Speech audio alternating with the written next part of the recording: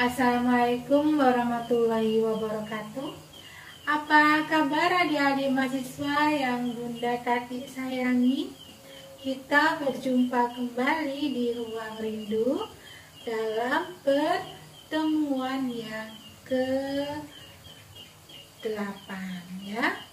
Pada pertemuan yang ke-8 ini kita akan membahas tentang family counseling yang terdiri dari beberapa bab, yaitu subbab, yaitu yang pertama hakikat konseling ya, hakikat konseling keluarga.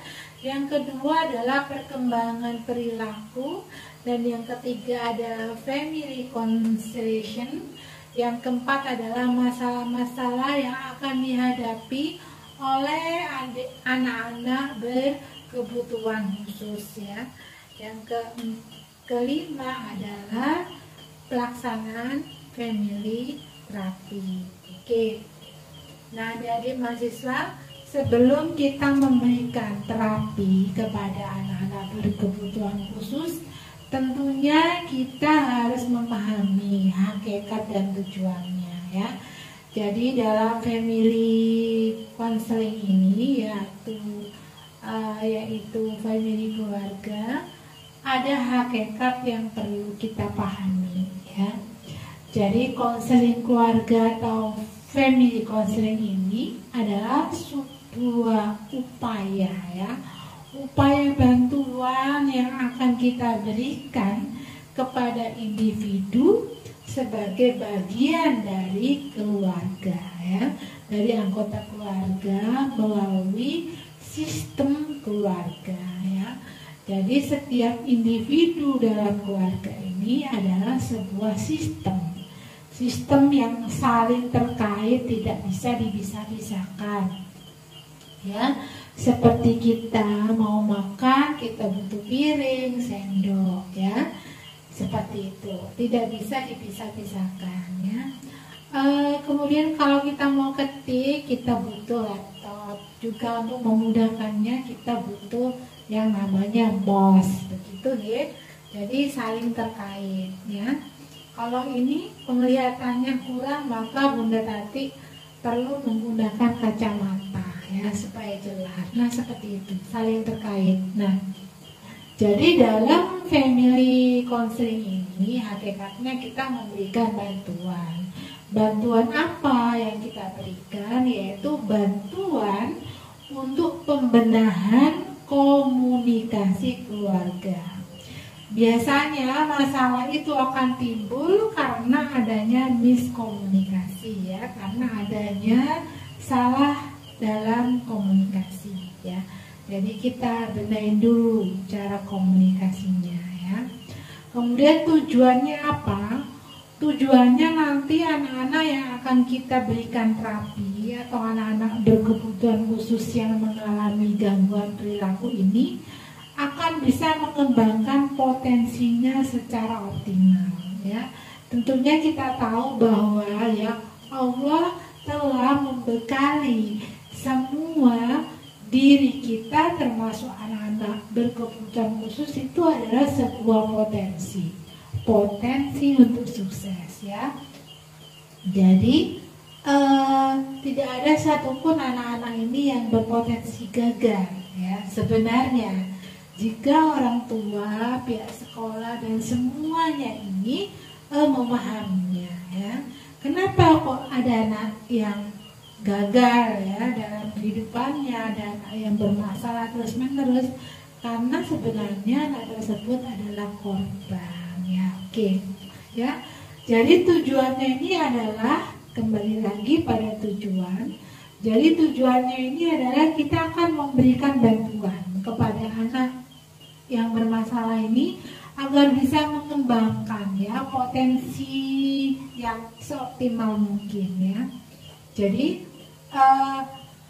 bantuan yang kita berikan ini ketika kita sebagai konselor harus didukung oleh orang tua ya.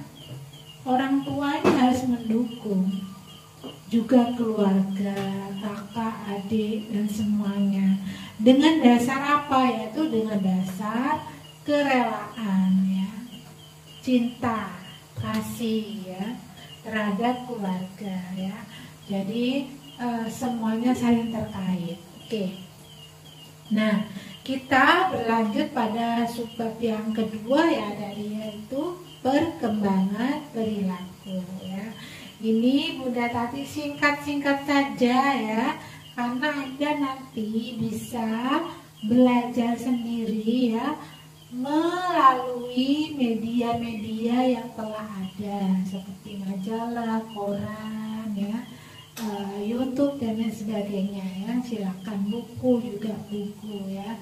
Jadi ini Bunda ambil sedikit-sedikit ya. Jadi kita berlanjut pada subbab yang kedua, yaitu perkembangan perilaku ya. Jadi setelah kita memahami hakikat dan tujuannya dari family counseling ini, kita harus mengetahui perkembangan perilaku. Apa yang menyebabkan anak-anak itu menjadi anak-anak yang bermasalah dalam perilakunya ya.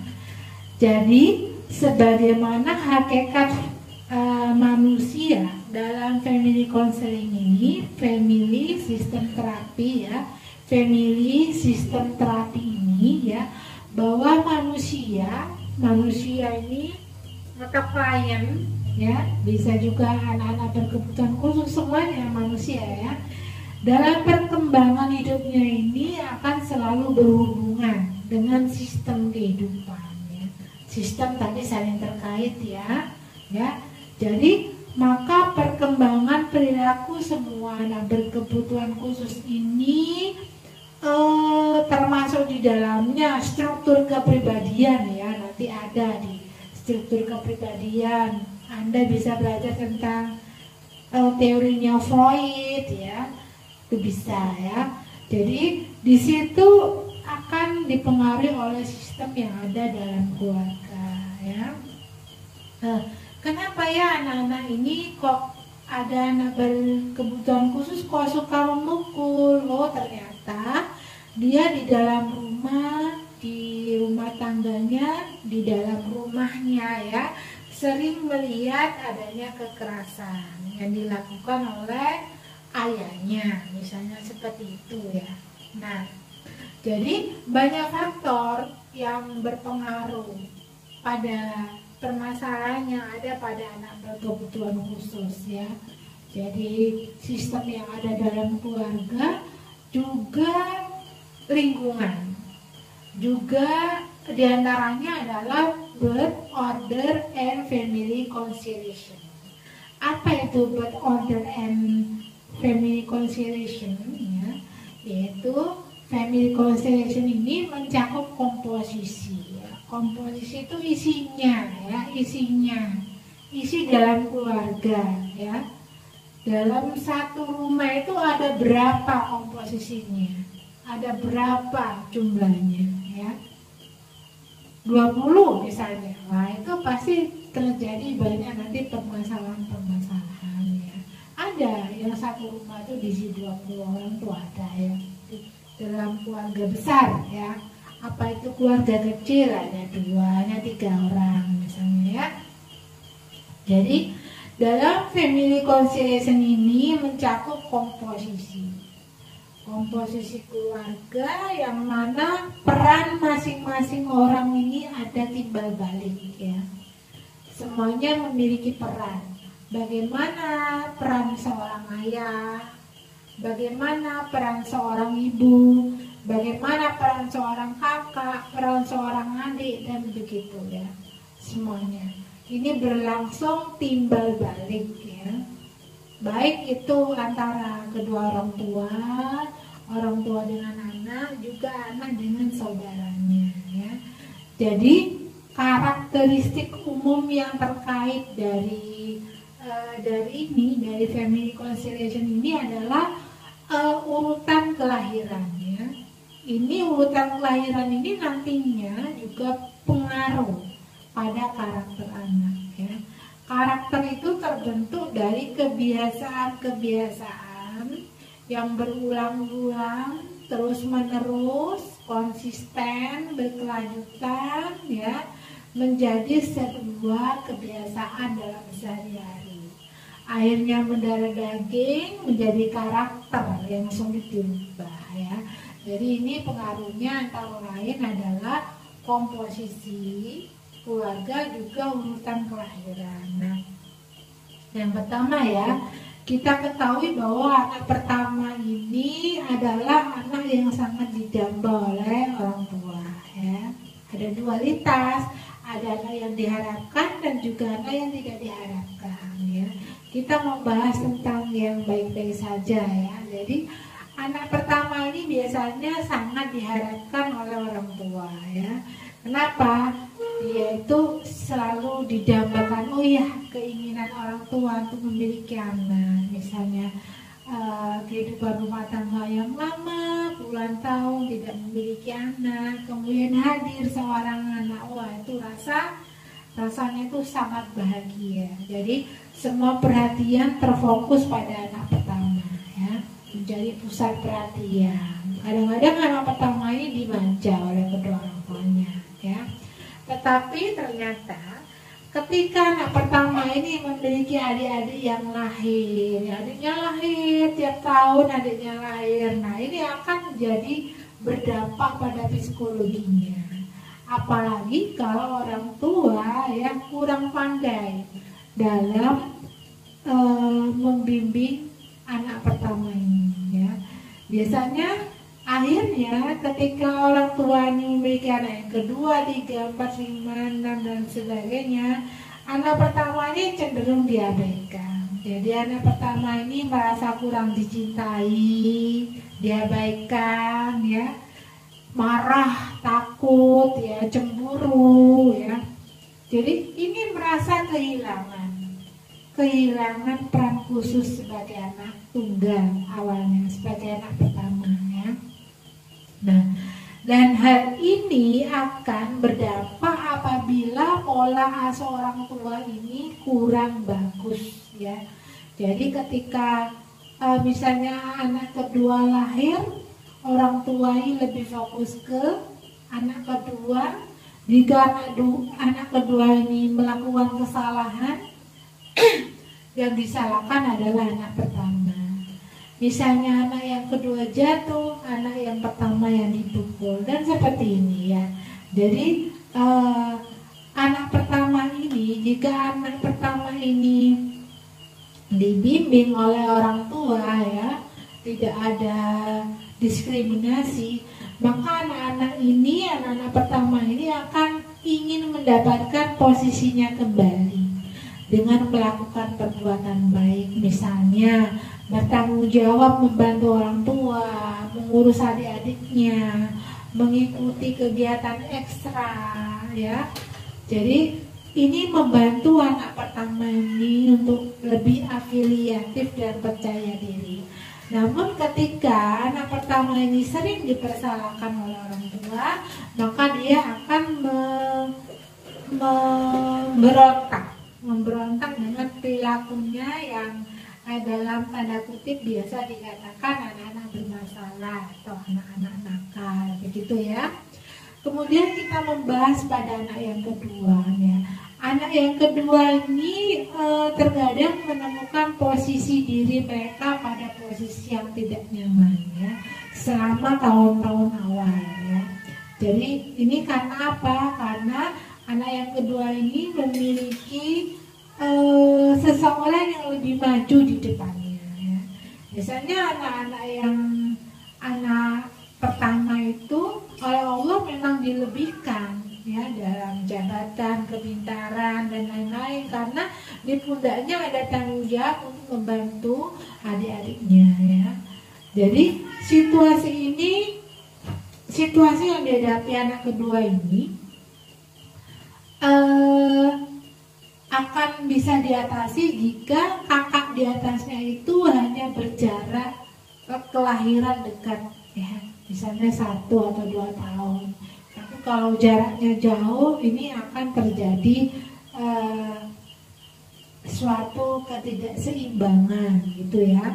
Nah, jadi apabila anak yang pertama, anak sulung yang ini, anak sulung berhasil, biasanya anak yang kedua ini merasa putus asa, ya, merasa putus asa, kurang memiliki harapan untuk mencapai posisi yang diinginkan oleh orang tua. Nah, kemudian kita berlanjut pada anak yang ketiga, ya. Jadi sama dengan anak yang kedua, anak yang tengah ini memiliki saudara yang memimpin ke depan, ya, memimpin ke depan, ya. Sehingga anak-anak tengah ini memiliki kelebihan dalam ranah sosial. Biasanya anak-anak tengah ini mereka ini bisa bersosialisasi dengan baik dengan anak-anak lainnya, ya, jika dia dapat penerimaan dari orang tua juga saudaranya, ya, seperti itu. Kemudian kita berlanjut pada anak bungsu, ya. Jadi anak bungsu ini berada dalam 3 situasi. Yang pertama, anak bungsu ini mungkin dimanjakan oleh seluruh anggota keluarga. Yang kedua, mereka ini mungkin merasa perlu untuk melakukan usaha yang lebih bersaing dengan saudaranya, ya. Jadi anak-anak bungsu ini memposisikan diri mereka ini pada posisi yang membuat saudara-saudaranya ini kadang menjadi iri, ya. Karena anak-anak bungsu ini biasanya dimanjakan oleh kakak-kakaknya juga orang tuanya, ya. Jadi banyak sekali hal yang dapat dilakukan bagi anak-anak bungsu, karena anak-anak bungsu ini pada posisi yang unik, ya. Ini biasanya anak-anak bungsu ini mengalami patah semangat, ya. Kadang patah semangat, rendah diri, ya, dalam mengembangkan perasaan dan kesuksesan mereka, ya. Tetapi biasanya anak-anak bungsu ini juga mengalami keberhasilan dalam keluarga. Kemudian kita berlanjut pada yang berikutnya, yaitu anak tunggal. Nah, anak tunggal ini sama dengan anak yang pertama, ya. Dia ini memiliki kesamaan dengan anak sulung dan anak bungsu, ya. Jadi biasanya mereka ini mendapatkan pusat perhatian, kondisi yang unik seperti anak sulung juga anak bungsu, ya. Anak tunggal ini kondisinya unik. Mereka tumbuh dalam dunia yang penuh dengan orang dewasa, ya. Tidak ada anak-anak lain untuk bersaing, sehingga anak ini bekerja keras mencapai suatu tingkat kedewasaan tertentu, ya. Jadi posisinya ini terkesan anak-anak tunggal ini diposisikan dalam posisi yang egosentris, ya. Egosentris itu karpe diewe gitu, ya, seperti itu, ya. Nah, setelah adik-adik mahasiswa semuanya sudah memahami tentang komposisi keluarga, ya, maka komposisi anak dalam urutan kelahiran, maka adik-adik mahasiswa semuanya juga harus memahami masalah yang akan dihadapi oleh anak-anak berkebutuhan khusus, ya. Tentunya ini berkaitan dengan urutan kelahiran yang sudah Bunda Tati sebutkan tersebut di atas, ya. Jadi masalah yang akan dihadapi oleh anak berkebutuhan khusus ini, baik itu anak-anak berkebutuhan khusus, anak-anak yang tidak berkebutuhan khusus, anak-anak urutan kelahiran pertama, kedua, ketiga, tunggal, bungsu, dan lain sebagainya ini biasanya yang pertama, ya, tidak mau sekolah, tidak mendengarkan orang tua, mogok sekolah, motivasi belajarnya rendah, ya, kemudian kecanduan main game, suka ribut dengan temannya, lari dari rumah dan lain sebagainya, ya. Oke, ya. Jadi dalam menangani kasus-kasus di atas yang perlu dilakukan oleh adik-adik mahasiswa ya sebagai konselor adalah memberikan terapi pada klien ya. Jadi klien yaitu bertemu dulu dengan orang tua ya, bertemu dengan orang tua klien pada sisi awal melakukan terapi. Mengapa harus bertemu dengan orang tua? Karena masalah utama dalam anak ini, masalah utama pada anak ini umumnya adalah bersumber pada orang tua dan lingkungan sekolah ya. Jadi jika anak ini diibaratkan produk ya, jadi maka kualitas produk yang dihasilkan ini ditentukan oleh kualitas bahan baku dan mesin proses produksi ya. Oke. Jadi suatu produk ini kurang baik ya, jika suatu produk ini kurang baik padahal produk tersebut berasal dari bahan baku yang bagus, maka yang harus dicek adalah mesin dan proses produksinya ya.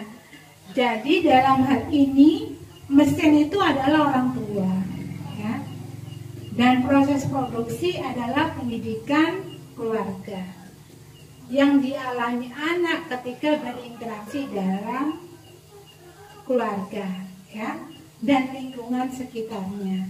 Dan inilah yang menentukan kualitas dari tumbuh kembang seorang anak ya.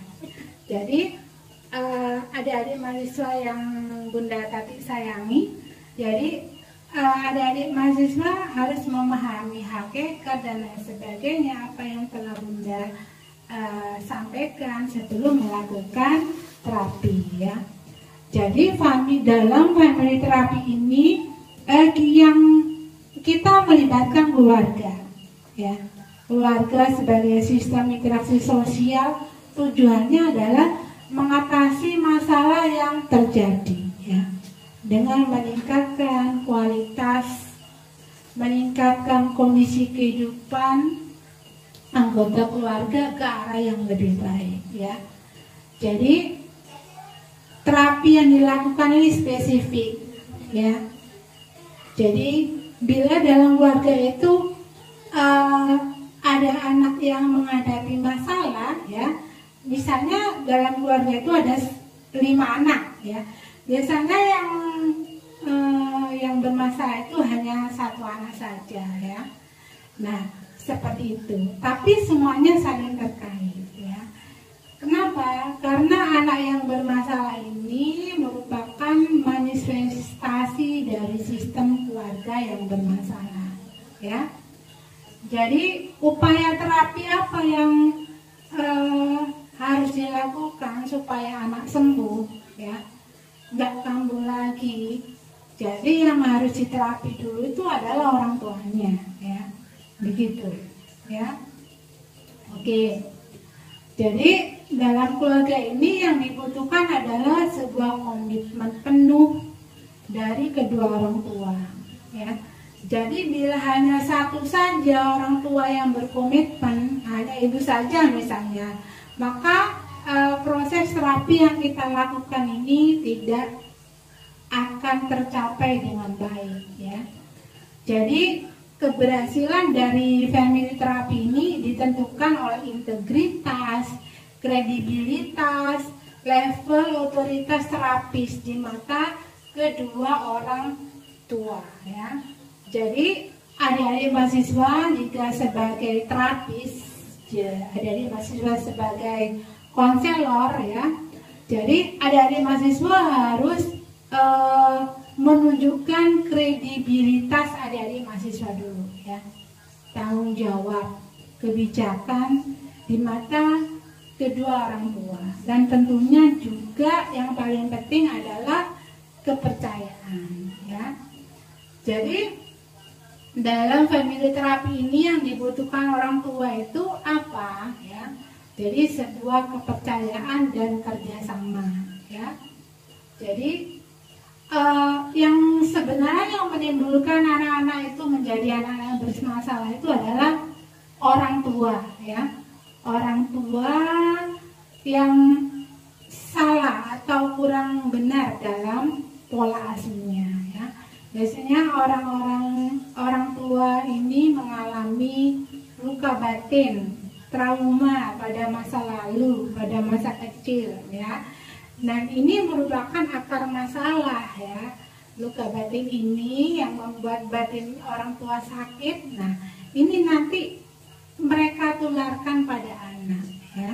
Jadi maka orang tua yang masa lalunya itu penuh luka batin ya, memiliki masalah-masalah yang tidak dapat diatasi, maka akan menjadi orang tua yang overprotective, over permissive, over mending ya, demanding, pecemas, suka berkata kasar, pemarah, gampang meledak ya, kasar pada anak, pokoknya hal-hal yang negatif, suka mengancam dan lain sebagainya ya.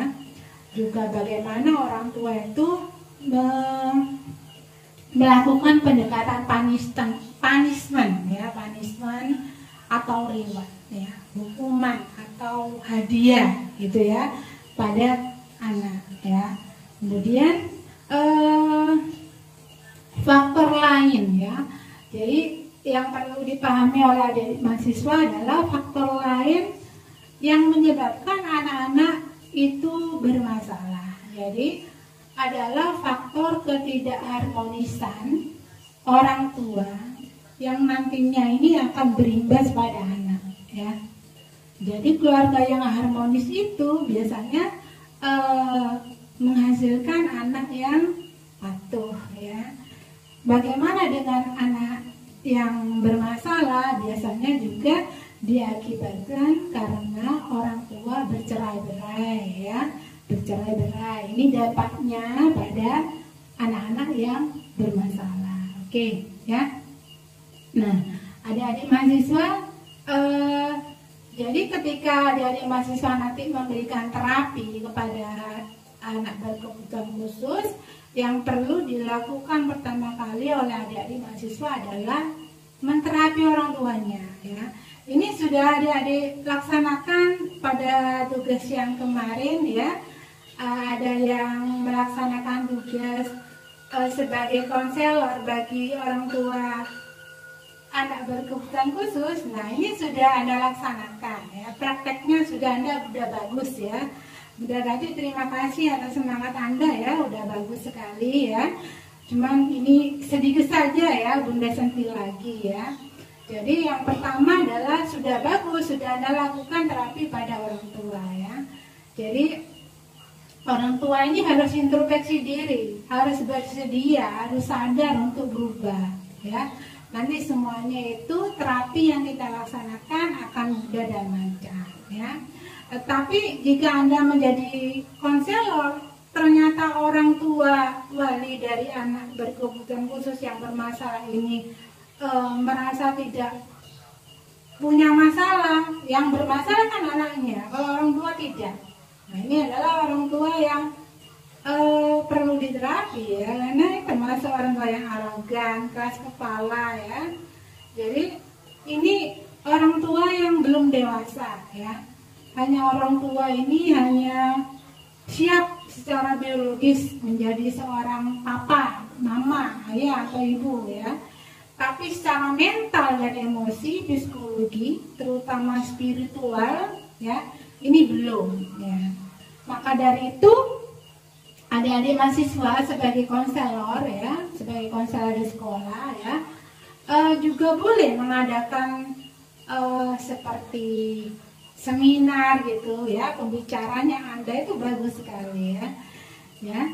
Jadi masalah dalam keluarga terutama pada anak ini biasanya timbul karena orang tua yang mengadopsi pola pikir lama, pola pikir jadul ya, pola asuh lama, tidak mau berubah dengan perkembangan zaman ya. Padahal pada saat ini nilai-nilai hidup itu berkembang ya dengan perkembangan zaman. Jadi kita harus berubah ya. Kemudian adik-adik mahasiswa ya, pada garis besarnya family terapi ini mengandung makna bahwa kedua orang tua ini harus duduk bersama, ya, harus duduk bersama menata ulang kehidupan keluarga, ya. Jadi ketika orang tua ini sudah sehat secara mental, maka anak-anak ini juga sehat, gitu ya. Jadi hal yang perlu dilakukan itu adalah menentukan kembali secara sadar, ya, sukarela. Apa tujuan orang tua itu berumah tangga, ya? Goal dari keluarga itu apa? Goal untuk orang tua itu apa?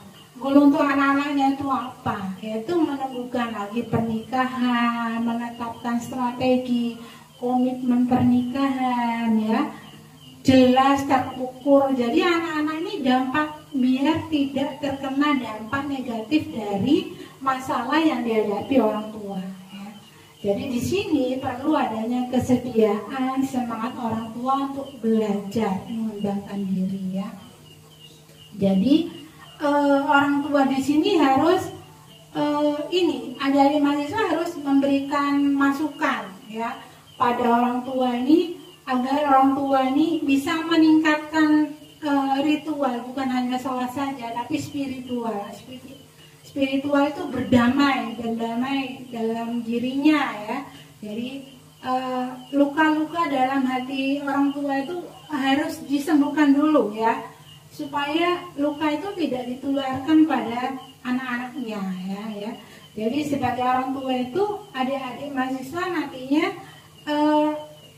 bisa membantu orang tua ini untuk meningkatkan kualitas berpikirnya. Bagaimana caranya, ya? Caranya Anda mengadakan seminar di sekolah Anda masing-masing, ya. Gitu. Kan setiap bulan biasanya di sekolah kan ada undangan untuk orang tua. Nah, pada saat itulah, ya, Anda memberikan masukan pada orang tua, ya. Berikan masukan hasil dari Anda kuliah, gitu ya. Gitu. Anda harus percaya diri, ya. Jadi kemudian yang harus Anda berikan pada saran pada orang tua itu adalah bagaimana orang tua itu meningkatkan spiritual. Spiritual ini berdamai dengan diri sendiri, menjaga kualitas berpikir, mencapai hati yang tenang dan damai. Jika orang tua ini hatinya tenang, damai, maka tentunya anak-anaknya ini juga damai dan tenang, ya. Jadi anak-anak yang bermasalah ini sebenarnya, ya, bukan anak-anak nakal, tapi mereka adalah korban dari orang tua, dari lingkungan, ya, juga dari pergaulan di sekolah, ya. Maka dari itu adik-adik mahasiswa bisa memberikan masukan pada orang tua, ya. Jadi orang tua itu tidak hanya, ya, seperti apa adanya, tapi harus meningkatkan kualitas berpikir. Misalnya dengan membaca buku-buku pengembangan diri, dengan parenting, ya, parenting di sekolah, ya, biasanya 1 bulan sekali, menghadiri seminar, workshop, ya. Tujuannya apa? Yaitu meningkatkan pengetahuan dan kualitas diri mereka yang akhirnya berdampak pada anak-anak, ya, pada anak-anak berkebutuhan khusus, ya. Oke, adik-adik mahasiswa, nanti setelah Anda mendengarkan apa yang telah dipaparkan Bunda, ya, silakan Anda melisum. Kemudian ada tugas UAS yang Bunda berikan pada Anda dengan 3 tahapan, ya, ya, supaya lebih ringan bagi Anda, ya. Ini langsung Bunda kirim saja melalui WA grup kelas, ya. Silakan dicermati, silakan semangat, dan mohon maaf, ya, Bunda pada kali ini kurang fokus, ya. Bunda harapkan Anda tetap semangat, jaga kesehatan. Sampai jumpa kembali di pertemuan berikutnya. Wassalamualaikum warahmatullahi wabarakatuh.